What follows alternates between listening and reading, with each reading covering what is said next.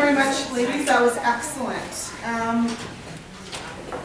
Sarah, are you still with us on the phone? I'm still here. I'm just going to open the floor to any questions or feedback on the presentations, and then and give people an opportunity to say, because you've had five excellent spokespeople for you. But if there's anybody else who wanted to say something, then this would be the time. Jen. I'm Jane Nightingale III. I am a graduate of U of T. I graduated in 1999, a long time ago now. Yeah, I'll come in front. Hi, Sarah. We have I show. Hi, Sarah. I'm on mute. I'm back. Okay. Anyhow, we're extremely proud of the current players and coaching staff of what they've put together to bring this program to the next level and to keep the program as a varsity program. Back in the good old days, we schlepped our own uniforms, got bar sponsorships and everything else. So it's been a long road. It's a young program, and so we have been maybe admittedly a little inactive. We've been active in our own personal networks, but nothing in terms of a formal alumni network, but there's nothing kind of like a crisis to sort of bring us all together. And so one of our alumni has put together this great petition, and just in this short amount of time, we already have 50 email signatures for this petition to keep this program alive. And I think we can use this momentum to perhaps formalize some sort of women's rugby alumni to help you guys out and to bring you guys into the fold, because you're an alumni a lot longer than you are a player. And it's true, you're an alumni for a very, very long time, as I'm learning now. So yeah, that's just the piece I wanted to say, and just say the word behind you guys, and we hope you don't have to pay so much player fees. We didn't have to pay. So that's awesome. If you want to just grab that and pass it along. Anybody else? No, I know finances was a part of the original criteria that you sent out. No. But like just reading your Globe and Mail article, your blurb, like we need to develop business models and whatnot. I mean, we understand that, Yep. we get it. But what do you see if varsity women's rugby is not intramural? What do you see the business model around this? Right. So I was gonna, is it okay to talk now, or does anyone else have anything they want to say first? Because there's a few things that I'm just going to quickly address, just so that you kind of have a broad perspective on exactly what Ed is asking, actually. So go ahead, Lisa, though. Actually, it was about, I think it was Bailey's point about the field time right in the beginning. Yeah. I actually, if you're going to into all year round training, I actually don't think our field time needs to be that much. When we're given the opportunity to train throughout the year, I think twice a week is more than adequate, as long as we're getting functional training in those times. So I just want to say that's on the field too. Right. Okay. Any other comments? Actually, I do have a comment that we didn't quite address in the presentation, but it has to do with the suggestion that rugby be an intramural sport. And I do know it currently is an intramural sport for men, but I know as a high-performance athlete and as a coach and someone who's been involved with rugby, I would personally have an issue with that, I guess, from the safety aspect of it. Being a really high-contact sport, I know, for example, when I was coaching in Alberta, you're not allowed to coach a team unless you take a specific course on safe rugby. And so, I mean, perhaps if the intramural program had proper coaches and more importantly, proper referees, because I know there have been issues with referees, that would be the only way to be a viable, safe model. Obviously, we don't want to go there. I know a lot of us probably wouldn't play an intramural sport. Yeah, just to speak to that, the conversation around there's been millions of conversations around every sport, the entire sport model. I just have to tell you that. And the conversation was around sevens And it was around a men's and women's sevens program that was going to be based out of each of the campuses with coaches in a tri-campus model. So for those of you who don't, some of you may not know, but tri-campus intramurals here is a level up from intramurals, and they have coaches and officials, and they play each other, and transportation is provided between the three campuses. So the talk was a tri-campus sevens program, not the current, what the men are doing at all. It was completely different from that. That was the conversation around that. Yes. Just to speak to Carla's point, having played in girls prior to varsity and also having sat as just as Amanda as a representative for women's sport, particularly I represented engineering at Zoriana. In terms of safety, it is a concern, and it is an issue because when you play co-ed, and there is, a lot of people don't know. Perhaps it's their first time actually in the sport and they want to know what it's like, or they're just very aggressive, or perhaps they just don't know the sport, or the field conditions are not the best. So, all of those factors kind of play into it. Absolutely. And as well, there isn't as much of a call, and she also spoke about the call for girls to join into intramural sports. And a lot of the time it was really difficult. Not just rugby, but rugby in particular is a difficult sport to try to get girls to join. There was issues with hockey and other sports. I'm not saying it's just focused on rugby, but the call to get females to join into that type of sport is also quite difficult. So in terms of safety, it is a concern if it's being moved to the just intramural level. Yeah.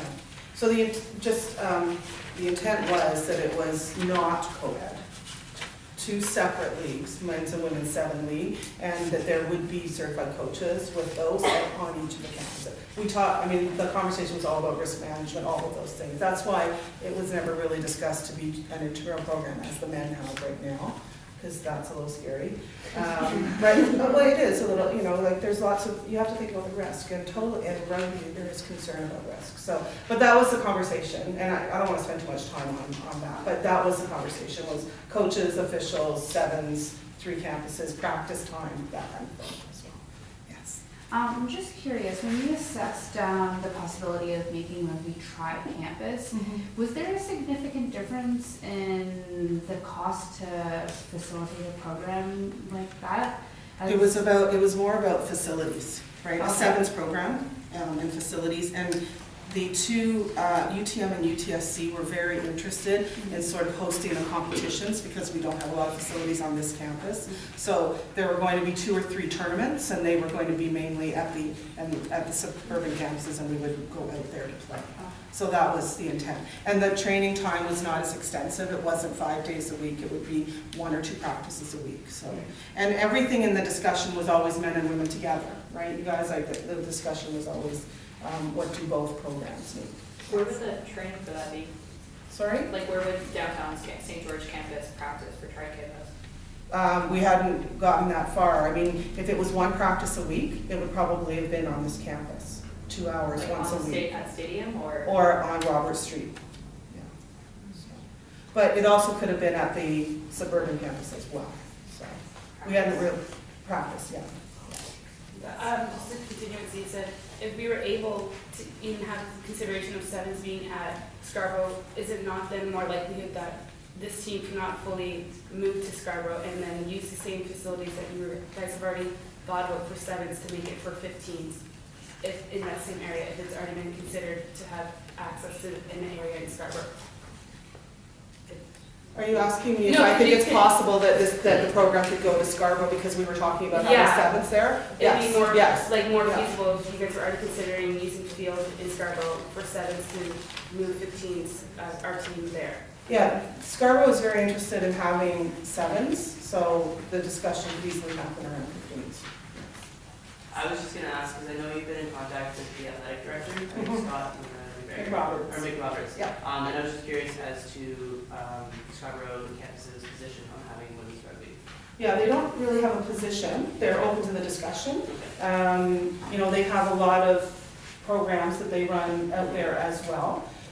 They are very interested in having much more of a varsity blues presence on their campus, though, as is UTM as well. So both of our campuses are very interested in that as well. So they're definitely open to the discussion, and I've talked to Scott numerous times about that. Sorry, I just want, I'm sorry I'm going to shift the conversation, but I know you had mentioned there were a list of perhaps 4 main points that had been, or themes that had been circulating in the last few conversations, and one of the ones that perhaps, I don't know if you were just about to speak about it, so if you were, then I apologize. No, go ahead. In terms of the definition, I know Ed also mentioned it, in terms of the definition between the 3 models, and I posed this question before, but it seems that the university hasn't set one, so it would be a recommendation that they state it, because it's really unclear between the 3 models. A, what does competitive or competitive participation over high performance mean? And also, if that's the case, if the university is deciding which sports fit into which model, at this point, not that it's set in stone, but there should be a metric implemented, because otherwise everyone's going to argue, well, we should fit in there or such. So if the metrics might include stats, wins versus losses, it might include number of championships, it might include an increase in points for, points against, this much. So if, just as a comment, and this might be to go towards those themes that you're talking about, that the university needs to state those, because it doesn't give anyone a concrete idea of what those definitions are. Right. Yeah, and I mean, the language in the models is intentional to get feedback on some of these things as well. So we've been getting really good feedback on that, which is great. And one of the things that I think you probably all know is that we're in the middle, the sport model is part of an academic planning process, right? Whenever a new dean comes into a faculty, they're charged with responsibility of creating a new academic plan. In our faculty, we're an integrated faculty with co-curricular and curricular. So we have the academic program, but we also are charged with the responsibility of the co-curricular athletics and recreation programming for the entire university. So our academic plan is both academic and what we're doing here with athletics and recreation. That has been a longer process than the faculty thought it was going to be. So originally we thought that we would have an academic plan with the priorities for the co-curricular program listed back in May, and then we thought maybe August, and it's hopefully coming in December, for hopefully coming out in the new year.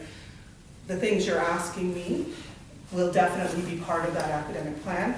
And really, I don't think that we will produce any more models until we actually have an academic plan, because we need that strategic framework, because then all the criteria that you're talking about, and not just wins and losses and those things, but diversity and what the campus looks like, you know, all those types of things will be considered within that framework of a new academic plan. But I'm sure you can recognize that with 44 sports, 1,000 varsity athletes, over 10,000 intramural athletes, we couldn't stop the sport model review to wait for the academic plan to be out before we started, because it would take another 18 months from that point to keep moving, right? So we've kept moving with the process with the sport model review that we laid out from the very beginning, and the academic plan was a little bit behind us, but eventually they will come together. No question. Yes. Sorry, you just said competitiveness was going to be like a number of things, and then you said what the campus looks like. What does that mean? Yeah, well, I'm talking about diversity. I'm talking about around diversity, right? So our campus is very diverse. We have students and student athletes from all over the world, and there are demands for many, many different types of sports. Will we deliver all of those sports in the intercollegiate program? Will we do some of them in the intramural program? Will we do some of them in the club program? That's what we have to figure out. And that's where I was just going to start with, is that, you know, we're at an interesting place right now in the intercollegiate program. We've reached what I would say is the critical spot where we can no longer service and fund and support the needs of all of our 44 teams at a level that will allow them to be competitive. And this is happening because it's kind of I described it as the perfect storm. In many of our sports right now, there's expansions, and this is in the CIS sports, there are expansions in the number of teams competing. So we have Algoma that used to be a college that's now a university. Algoma is in Sault Ste. Marie, okay, and they are coming in basketball next year, and then they're going to come in soccer the year after, plus a group of other sports. So that means we're flying to Sault Ste. Marie every year. Carleton is coming back into men's football. Right? They've been out for a long time. That will have huge implications to training camps, the length of training camps, and our travel budget. Laurentian is coming in men's and women's hockey. They didn't have men's and women's hockey before. We're in men's and women's hockey. I mean, we're in every sport, as everybody knows. Nipissing is coming in women's hockey. This is all happening in 2013-14. The impact on the budget for the intercollegiate program will be $80,000 to $100,000, and that is only for travel and for officials' fees. The impact of those things happening. So we already have been in a pretty difficult position. This will make it even far more difficult, right? And the thing that I mentioned, Danielle's great budget presentation was about the restricted spending plan, which is your fundraising account, right? Which you have, every team has here. Doesn't have the intercollegiate numbers in there, the money that the intercollegiate program puts towards your programming.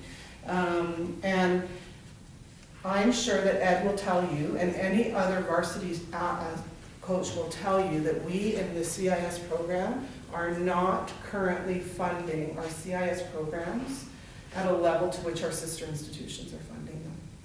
And there are huge gaps. Okay, so when we don't pay for exhibition travel, we don't pay for strength and conditioning coaches. The full-time coaches that we have are in the sports that we have traditionally had full-time coaches in. Ed is a part-time coach. We have a part-time coach in field hockey. We have a part-time coach in other CIS sports as well. We don't pay for any meals. We don't pay for any sports science. These are things that our sister institutions are absolutely paying for with the CIS programs that they have, right? And a lot of them don't have as many as we do. But the problem is that we cannot even judge the competitiveness of our CIS programs right now because we're not on a level playing field with the institutions that we're competing against, right? So when I talked at the beginning about the issues around competitiveness in CIS programming, it's a huge issue because we aren't even close. The gaps are big and the gaps are getting bigger. So we're at a place where we need to decide what we want. We need to decide what excellence means. We need to decide what our intercollegiate program is going to look like. To quote Albert Einstein, doing the same thing over and over again and expecting a different result is insanity. And this program really has been doing, not this rugby program, this entire Varsity Blues program has been doing the same thing over and over and over again. And we're getting basically the same result. And in the CIS programs, we're not competitive at all. In the OUA programs, it depends on the programs, but our competitiveness has dropped considerably, there's no question. So we have to figure out what we want to do, right? And we have to figure out how we're going to do it. And we're looking for a uniquely U of T solution because we are very big, we are very diverse, we have lots of priorities, and we're trying to find a way to make this work.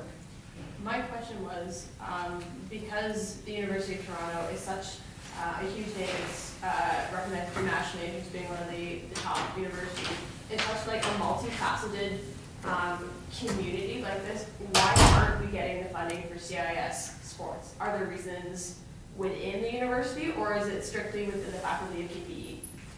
No, I think we have an interesting situation where most institutions in CIS have central money coming into the intercollegiate program, right? So we are one of the very few in the country that doesn't have central money coming in. So we have ancillary fees, student ancillary fees, that's what funds all of our intercollegiate programs.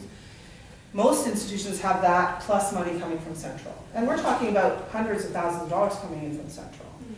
So since our new dean and our assistant dean is in the back of the room and she's been doing the same thing, and so have I, we've been talking to our president about this, right?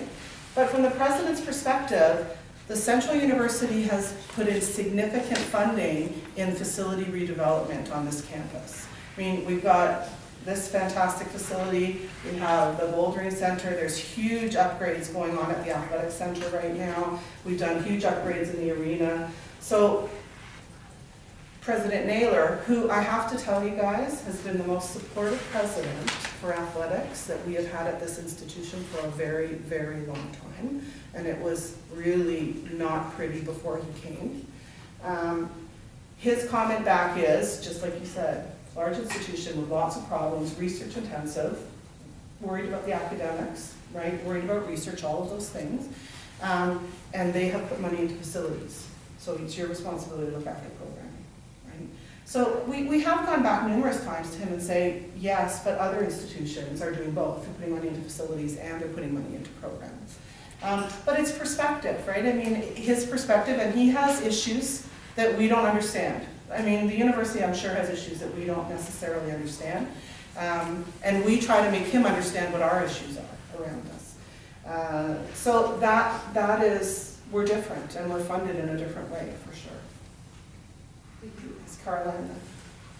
Sure. I guess I wanted to speak to what you were saying about how some schools fund their CIS programs a lot better than others. I think women's rugby is in a unique situation in a lot of schools, in that a lot of other schools also aren't funded by their universities.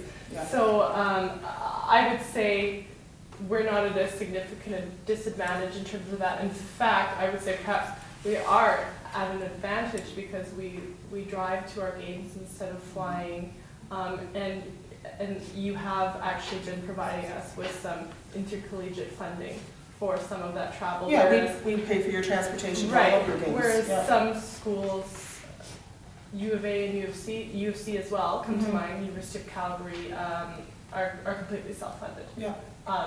Coaching expenses, travel expenses, they have to fly, they have to pay for hotels, they have to pay for meals. So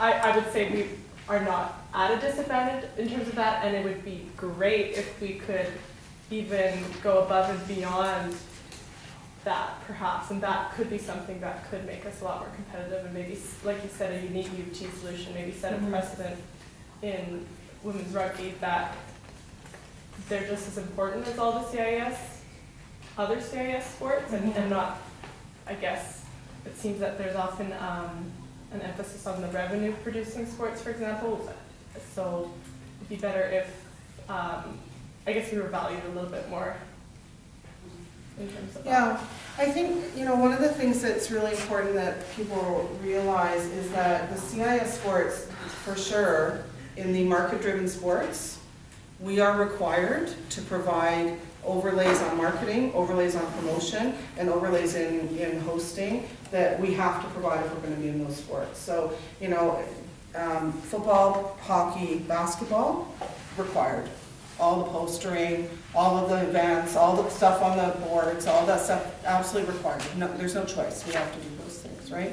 Then we have the other group of CIS sports, and rugby's in there, field hockey's in there, swimming's in there, track is in there, cross country's in there. Those sports, we basically, if it's a championship, we put everything that we have into those, right? In the games, we have put, the reason that we put the games on this field in rugby, just so everyone knows, is because we are not allowed to play rugby games on that campus. The ORU, or Rugby Ontario now, it used to be the ORU, has said very clearly, we can't allow teams to play on there. Okay, in my opinion, if you can't play on there, you shouldn't be training on there either, right? But we have nowhere else. This is the problem, right? We're stuck with facilities here on this campus, which you've identified in your presentation. So that's why we don't play games there. It's not because, I heard Ed's comments about you earned the right to be here. I am thrilled that you're on this and you're playing here. But it was because there's no other choice. You have to be here. And there were issues with that happening. Because intramurals, people like to think that intramurals aren't as important, and that has come through very clearly in a lot of the submissions that I've received. Intramural athletes are just as passionate about their sport as you are about yours. Very, very passionate about that. And so we've had, we did move intramural programming off of this field in order to make it happen with both rugby teams coming and playing home games here. I'll get you in a second, Lisa. We did make that change, for sure. Intramural athletes were very unhappy about that, but there was no choice. We had to do that. So there's just a lot of things that are coming in. Because we're such a large university, our intramural program is very important, our intercollegiate program is very important, our club programs are very important, and our open recreation programs are very important as well to everybody. And so, as I said, we're trying to find a solution that allows us to be competitive in our intercollegiate programs, and particularly our CIS programs, while still maintaining some amount of breadth of diversity in those programs, plus the intramural programs and the open recreation programs and the club programs as well. Lisa? I'm not disputing the passion that the players have at the intramural level. Yeah. But I don't think you can't say you stress high performance and participation. One of them has to give, and I think that that's what's happening in the university, that participation is being focused on rather than high performance, and that's why you found yourself in this situation, that's where it's come from. So, as passionate as the players are, like I'm not disputing that, there still needs to be, if you want high performance. Absolutely. That's why we're at this point, right, of, okay, now what are we going to do? I wouldn't dispute anything that you said at all. Yeah. Go ahead. To speak to your point about facilities, I mean, Scarborough has how many fields? What is the problem of us going to Scarborough to practice? For my first 2 years playing at U of T, we had games at Scarborough, and the men play at Scarborough, and there's a baseball diamond there. Why can't women's rugby move there? Rather than making it into a tri-campus division, having 3 different teams, you're gonna then try to find 3 different fields, one on Scarborough, one somewhere here, somewhere in Mississauga. I don't see that being very realistic. I think by moving it to Scarborough, having Scarborough own rugby, as you said, you wanted Scarborough to have some kind of an ownership of some kind of a varsity team, why not move women's rugby there? It's a beautiful field. To my knowledge, I think there's even 2 that we can play on there. Well, that's what we're talking about here. The men's rugby team does not play at Scarborough anymore. They play here. Okay, well, in the past they have played there. Yeah, absolutely. So I think it's doable. Yeah, there's no question. I mean, I think you came in a bit late, but that was one of our discussions earlier, for sure. Yeah. So, I'm not sure how to phrase this question, but just looking back, do you, it would have been easier for the university not to put in for Pan Am Games and just made the back campus as 2 field turf facilities? I'm just throwing this out there. Would that may have alleviated some of the issues that we have now? Would you like to speak to that? Sure. Go ahead. And now that I have a chance to speak, I just also want to say that the way you articulated your presentations, and for all those that contributed to those presentations, it will not go unnoticed. As much attention as you put into those presentations, it will be considered for sure. So thank you for all your work. It's fairly obvious about the thoughtfulness there. As for Pan Am Games, certainly the decision on Pan Am Games has multiple factors, as any capital project decision at this university. There was a full matrix analysis done of what the impact of turfing the back campus would have on the entire student body, as well as our entire program, curricular, co-curricular and curricular, less so from a curricular standpoint for this faculty. And the reason is the university said we can do this if the faculty funds it. And the faculty had to analyze its ability to fund this capital project. The federal government came to the table with 56% of the funding guaranteed, and we would have to supply 44%. So obviously right there, that is, we will never in our lifetime likely see a capital project investment like that from the federal government. So we had to pay due consideration to that. And then secondly, we looked at the entire student body and what we have to deal with. And as Beth had mentioned, the intramural program with 10,000 student athletes, or student participants in that program. We have 66,000 students on this campus to serve. And we know intercollegiate and high performance is a big part of that program, but we had to look at the entire student body. The university considers back campus, it is not a faculty space. The university considers back campus an open green space and an open space for all to participate. So another consideration that we had to take was that this would remain open and accessible for all. So we had to look at that and look at the needs of the 2015 Pan Am Games. And we did that across the board. We created a project planning committee. I know I can take Beth off the hook right away, that the field's decision to assess feasibility was done well prior to Toronto even being confirmed as the host. So, which meant, in those that are watching timelines, that was prior to Beth arriving here, and prior to us hiring a director of intercollegiate high performance sport that has her own personal field hockey interests. So I'll put that on the table. She arrived into this situation. But the assessment that we gave was a fairly serious assessment on even being considered in the bid book. Once Toronto was awarded in 2009, we went into a full year of planning and looking at feasibility. And after that, we submitted a full university submission on whether or not there would be agreement for this. And then after that, it went through various levels of approval and it ended at Governing Council in April of 2012. So I will say that the assessment of that from a university perspective was very broad. And the legacy impact of that is to maintain that space for recreational use as it has been. It has not been primarily an intercollegiate use space. So yeah, I realized that Beth wasn't here during that time, but Liz Hoffman, who's also a field hockey patron. No, you're right. So, but The remarks I've heard though have been like with Beth, so. No, but I mean, clarify that. I left when Beth went to Waterloo because both Liam McLean and I looked at each other and said, like, this program is. No, honestly, because you were the first one to allow us to do indoor training. Thanks. So, but my feeling is that by putting in these two field hockey fields, you've actually narrowed down the sports which can actually play on it. Because they're really specific fields designed for specific use. Yeah. So, Yeah, I guess Just to answer that though, just on, right now, those fields are not for any competitive use at all. We cannot use them competitively, officially, at this point in time.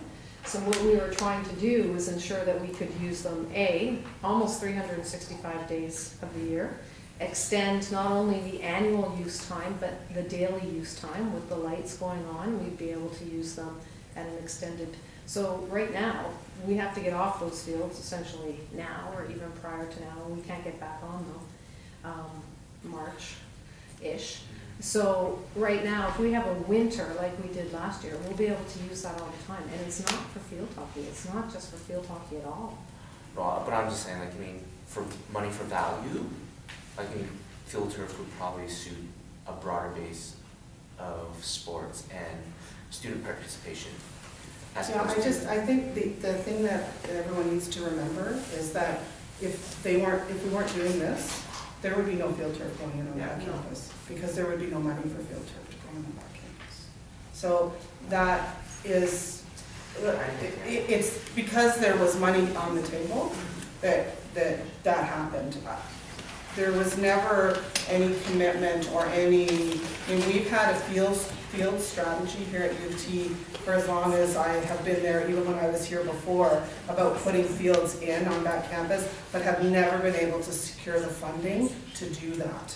And so, because we would really like Robert Street to have field turf as well, that would be another facility that we could use for everything, basically. I mean, it's not a competition field, but it is a training field for sure. And if we could put field turf on it, or rugby field on IRB, I talked to Rugby on Taylor this morning, but yeah, IRB field, then we would be able to use that for training as well. So it's kind of a combination of different things. If that hadn't happened, they would remain the horrible fields that they are right now, unless something happened where finally somebody came up with some money to make something happen. But that certainly has not happened in the 10 years that I was here previous. And that has been on the books for 10 years when I was here previously, but it never really was realized.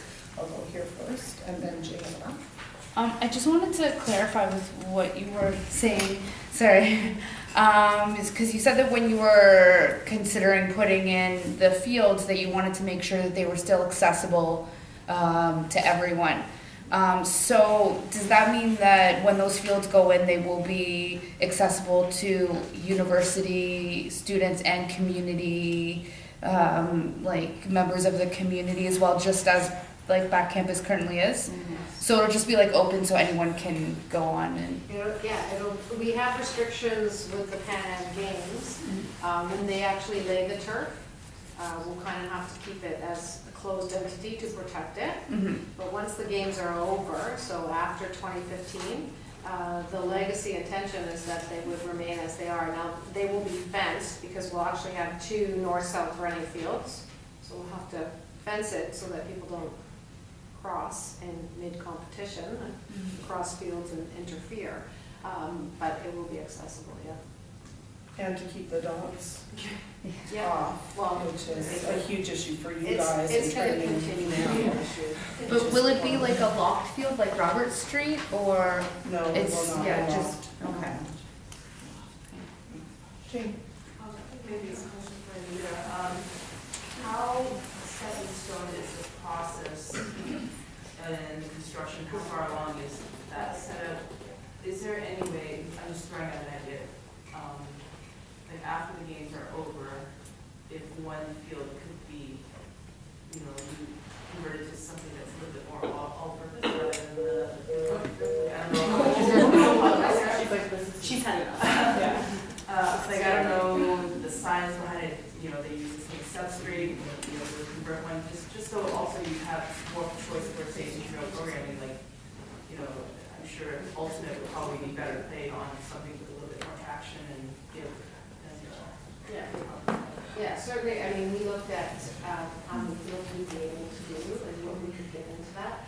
Right now, the legacy portion that we've agreed to is to maintain those fields as they are. And the reason for that, because it is open and primarily recreational at this time, is that we were going to offer all the students that would be able to play on it, not a competitive turf that's suitable to their sport, but at least a year-round turf option. So the idea of changing it out, the sub-layers are different, right? There's an irrigation system that's different. The amount of money it would cost to change it out and relay and new turf would put us right back to having laid turf prior to. Hi, sorry, this is more directed to you. So you mentioned that the field would be available to community use, other intramural sports and such. And we've been told that rugby is not suitable for this type of field, mostly because it doesn't comply with the rules set by IRB and such. So what other sports, you might not know all the specifications about the turf itself, but what other sports, because intramural, when you say intramural, there are a lot of field sports alone. There is frisbee, lacrosse, and other such. So when you say intramural, which of the intramurals, because there's a lot of overlap between sports that are leaving here, like for example lacrosse is going to UPM based on field space and allocation and such. So which of the intramural sports are you referring to? I'm referring to any intramural field sport. When you say lacrosse, soccer, any field sport at an intramural level could play on those fields. Can any other varsity, or I guess which other, what's considered now varsity sport, play on those fields? I mean, besides field hockey, can. At a competitive level? Yes. Lacrosse. Lacrosse. Play on there. And just so you know, lacrosse, I just want to be careful about language, right? Lacrosse is not going to UTM. Oh, yeah. It's in the possible model that's being It's- considered and is being receiving feedback, Yes. right? But yeah, intercollegiate lacrosse can be played on this. I'm not fully aware. I'm making the assumption that soccer does use this facility to train a lot. So is soccer able to train on that facility either? So how does intramural soccer? Because it's a different level. Oh. The intramural level is a different level So than it- intercollegiate. So it's not so much about sport, it's about the level of the sport? Correct, absolutely. That's why it's about the so virtually every intramural sport can be played on that level because it's not played at a highly competitive level. So So- again, emphasizing participation over competitiveness. Yeah, I'm still struggling to understand how you think high performance is going to come from opening the recreation. Like I understand, like everyone's got the right to participate and stuff like that, but I don't understand how this is helping the high performance part. Like in the aspect, there's a lot of people talking about like recreational, and like, because it is recreational, like we have to kick people off our pitch when we train because there's soccer going on at the goalpost, like. So, Yeah. obviously, like, in the stands, there's a lot of emphasis on recreational, but you're talking about high performance as well. Is conflict each other? And actually, this facility will meet both. But when you're talking high performance, you have to have a facility that actually meets high performance specifications. So in this instance, the high performance specifications are only met for field hockey. The recreational specifications are met for every single field sport we have. So we are talking with National Field Hockey Federation, right, the NSO, with the provincial. So there could be definitely not only a high performance cluster for our competitive intercollegiate program for field hockey, but national partnerships as we have with swimming. But limited to those sports. Yeah, yes, limited to those sports, but also at the same time though affording us 2 fields of 365-day access for our recreational program, which we currently don't have. I mean, Lisa, the other way to look at, just so that you, the other way to look at it is, you're right, those will be mainly recreational fields used for recreation, and this will be less recreational and more high performance and intercollegiate because of that, right? There is the other model that has not been circulated yet, that we did not put out on the table, that perhaps what we should be doing is saying that we have 6 varsity sports. And those 6 sports are the ones that we have facilities for, and those will be the only ones that we have, and that will drive money into those to be competitive, and everything else will either be gone or be recreational. That was never brought forward. It was discussed on around many tables. What are the 6? I don't know. I'm just saying as a model, Oh, right? okay. Yeah, no, yeah. I'm just talking, it's the high performance versus recreation, right? And many of our sister institutions are doing that, like that's happening across the country. That's happening in Ontario all over the place. Schools are deciding, we're gonna go just with this, and everybody else is either gone, or they're in intramurals or club programming, and that's it. We did not bring that forward, and the reason we didn't bring that forward is, again, big institution, huge diversity. It'd be a shame to lose all your teams, to be Right, honest. huge diversity. Is there another solution? And there may not be another solution, and we may have to look at something like that. But I believe that there has to be another solution, but we have to figure it out. Your presentation, I could take your presentation, I would love to take your presentation and show this to many of our varsity programs right now. Because basically what you're saying is, we can do this in either one of these models. If you're a varsity club, we can do this, right? As long as we have a facility, we can do it. If we're varsity high performance, we can do it, right? And that was what I was trying to get to about, we're sort of at this turning, this critical point. We cannot maintain all of our programs in funding the way we're funding them now, because basically we're funding everybody generally the same. All of the criteria are the same. If you make the playoffs, we pay for your playoffs. You go to national championships, we pay for your national championships, right? Same thing with all the OUA sports, all of the sports. We pay your league costs, uniforms, coach, these things, right? We cannot keep doing that. So now we have to figure out, do we go to a really cutthroat and say, you know what, we're just going to do these 6 and that's it, we're not going to do anybody else? Or are we going to say, maybe we're going to have categories, maybe the services will be a little bit different within those categories. Right now, we are getting feedback on 3 possibilities. One has 3 categories, one has 2 categories. The feedback that I've facilitated every session, it's very clear to me, it's not going to be 2, and it probably isn't going to be 3, it probably needs to be 4 categories, right?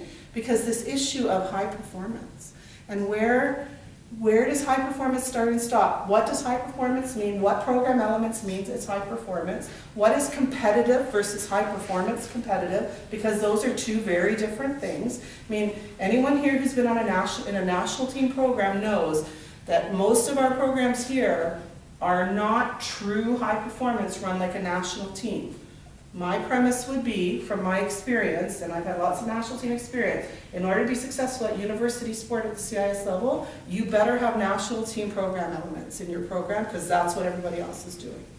So there's so many different things. So we might need 4 categories, we might need 5, I don't know, but that's why we're feeding back on what does club mean? And there's tons of great stuff in your presentation about what does it mean to be club? What does it mean to be high performance? What does it mean to be competitive? What can we do? How can we do it? Right? And you've hit on some of those high performance elements that I think are really important. Janet. Okay, so a few questions. It looks like, hi, I'm Jeanette, by the way. I used to play rugby back in 2000. Hi. So it seems to be a problem of not just field space, although that might be a possibility with the presentation that the team put forth today, but also even if field space was realized, that perhaps funding would still be an issue. Is that correct so far?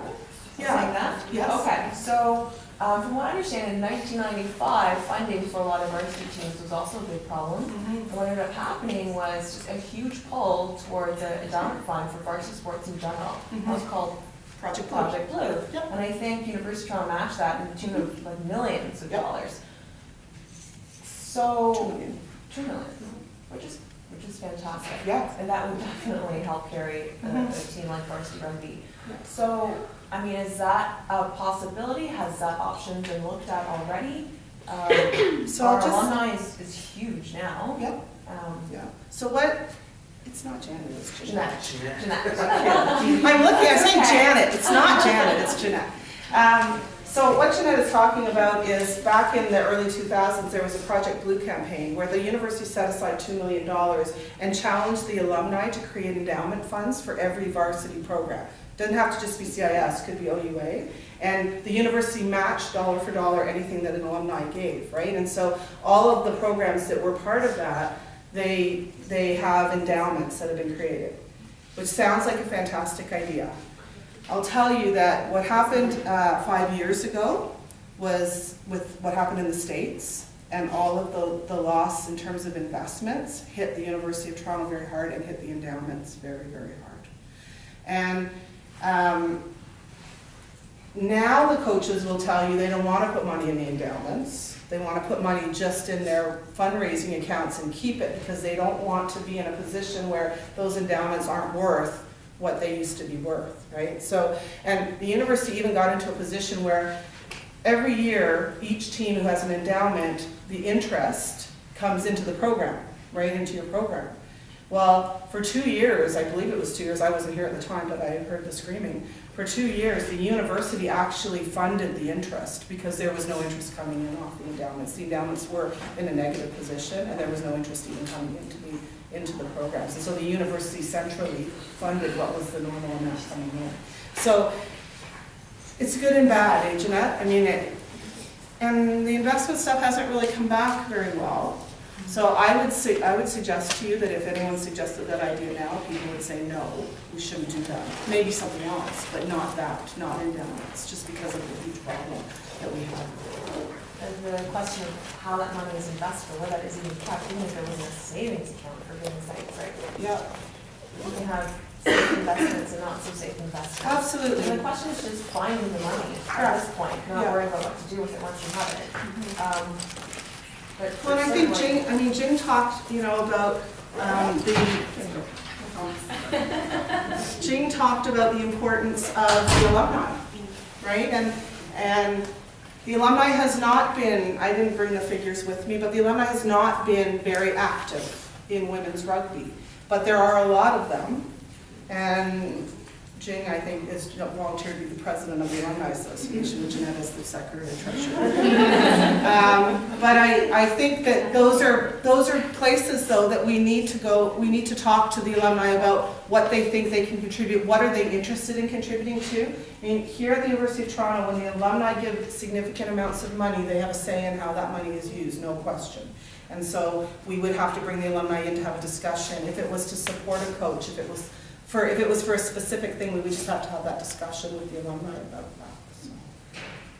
With that regard, the alumni, it was just posted this afternoon, actually, that Matt King, the former Canadian international player, and last year the captain of the Cambridge University team, prior to hearing this, is coming back to Canada and already decided that he wanted to help rejuvenate this program. Mhm. And after hearing this, he, when he gets here, wants to do some work with both teams to help rejuvenate the program.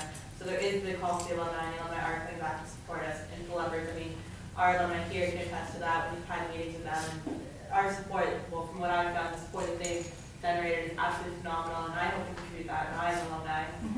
And I think this just shows how passionate they are with the sport, and our team here, you can see how much they do want to get involved, and they just need the opportunity to be able to do that. Absolutely. The opportunity has been here all along. We have not been able to galvanize on either side, men's or women's alumni. So the opportunity is here, and I hope that the alumni will take advantage of it, no question. I agree the opportunity has been here, but I think as players we should also take fault. None of us have put in that effort to reach out to alumni. We do apologize. Like, I've been part of the team for 5 years and we haven't reached out, and I think that is something that we should be doing. That's something that we need to look into. Not even look into. That's something that we need to start doing and reaching out to our alumni, because we can't just, I don't think it's fair to just rely and be like, hey, remember us? And we know it's happening. Yeah. And then Carla. So just on the topic of finances, what happens if the varsity rugby team gets into the intramural model? What happens to the money that's in the endowment, and what happens to the money that we have already in the account? Yeah, I don't know the answer to that one. Because we're so far, we're so early in the process that I don't know the answer to that. I'm sure there's a process, but I don't know what it is. I don't know.